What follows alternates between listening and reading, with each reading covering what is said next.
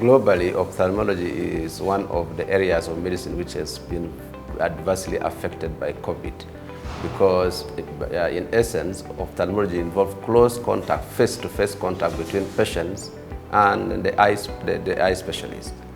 And it is not strange that actually, unfortunately, we even lost one of our own during the pandemic because of that.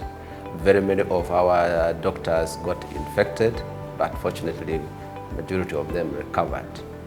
And the pandemic really affected us badly, and at one point we almost had to close the unit as we tried to look for ways forward how we could move on. And one of them was to only attend to emergency cases, avoid all these walk-in patients, as we tried to see how we could handle them. But eventually we came out with a number of innovations. One of them was to use the shield in front of our slit lamp microscopes, so that the patients don't breathe directly to you, and you also don't breathe directly to the patient's face. That was one of them. The other one, of course, we had to stop the use of direct ophthalmoscope, which involves very close face-to-face examination of the fundus.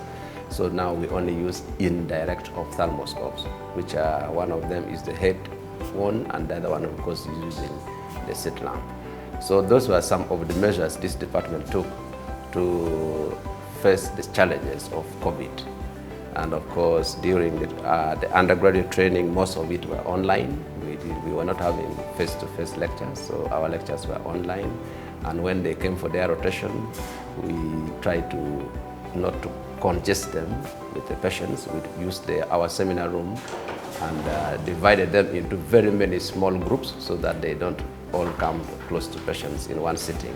So those were some of the measures which we have taken, and so far, not so bad.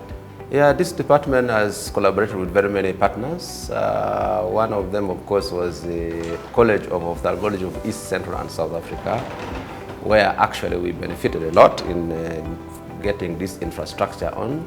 That was our first collaboration, and with support from European Union, Sight Savers, and Light for the World. Currently, we have collaborations with the University of Edinburgh, which we have just signed, and we shall be collaborating in areas of research, and we shall even be having a lecturer, senior lecturer, which they have hired, which will be based at this department to support research and training of our residence program.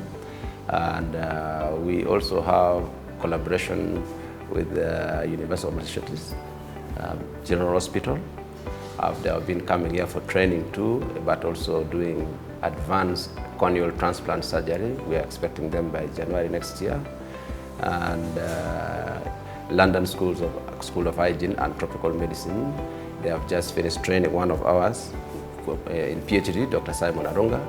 And we're having a lot of research, postdoctoral fellowship, which is doing in the areas of corneal infections.